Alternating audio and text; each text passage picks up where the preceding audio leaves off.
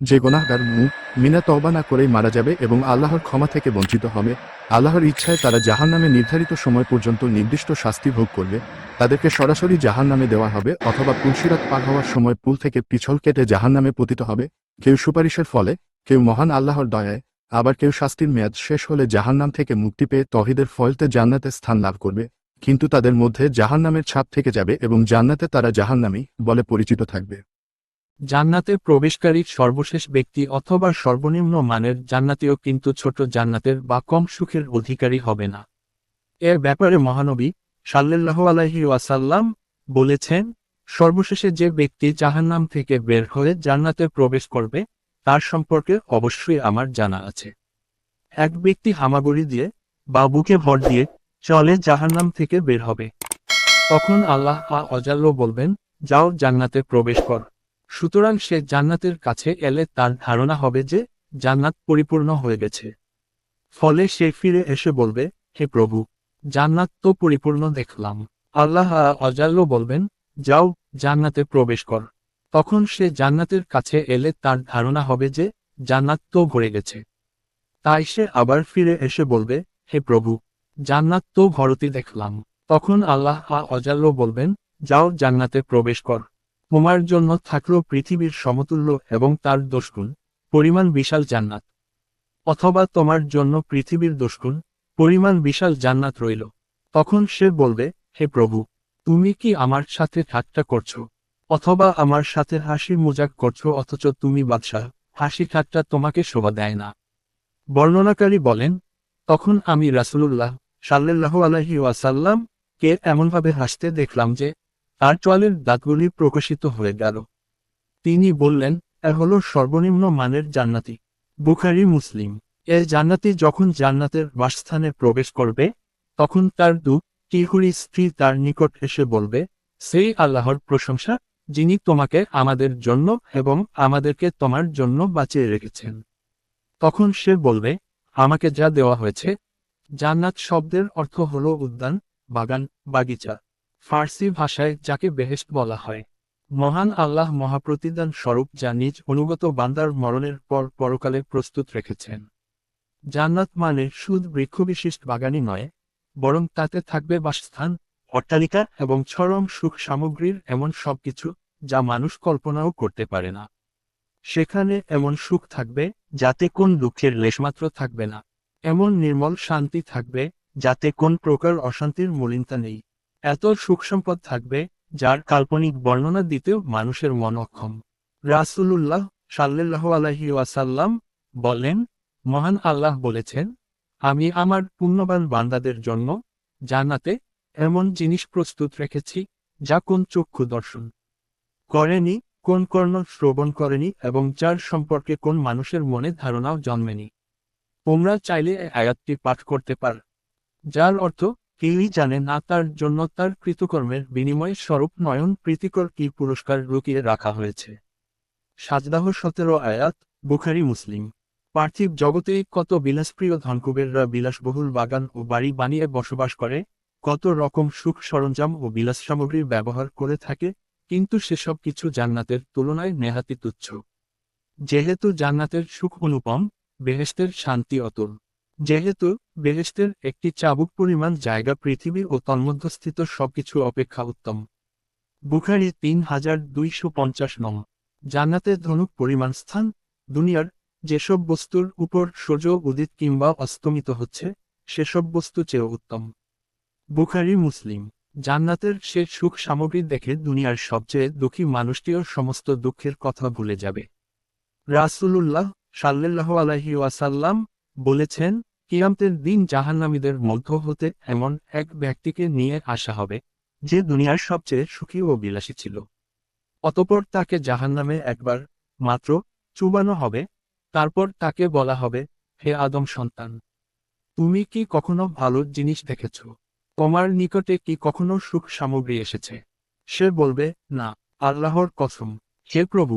আর জান্নাতীদের মধ্য হতে এমন এক ব্যক্তিকে নিয়ে আসা হবে যে দুনিয়ার সবচেয়ে দুঃখী ও অভাবী ছিল।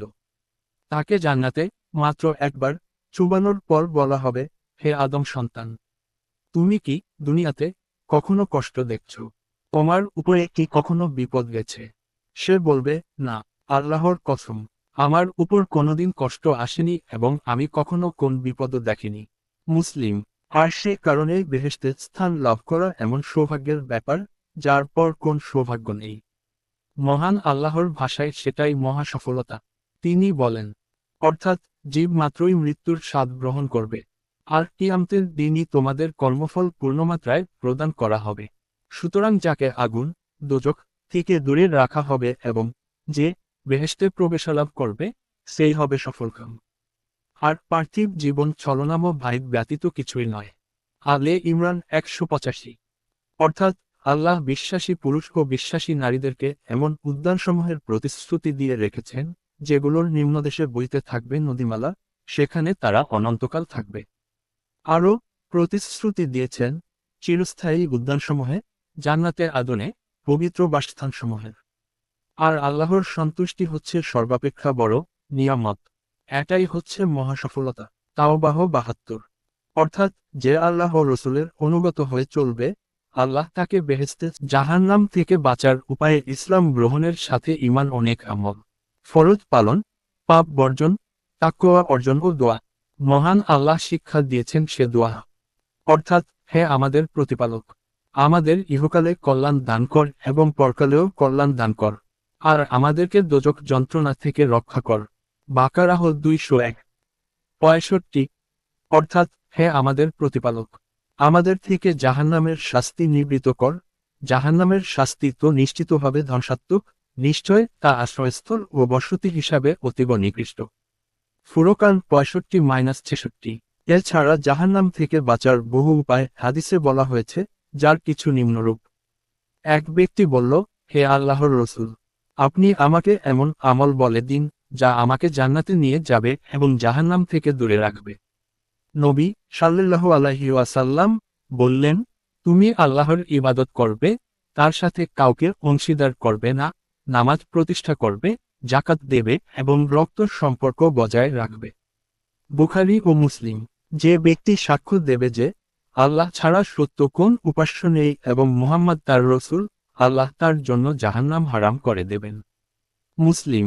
আল্লাহ সেই ব্যক্তিকে জাহান্নামের জন্য হারাম করে দেবেন, যে ব্যক্তি আল্লাহর সন্তুষ্টি লাভের কামনায় লা ইলাহা ইল্লাল্লাহ বলবে। বুখারী ও মুসলিম।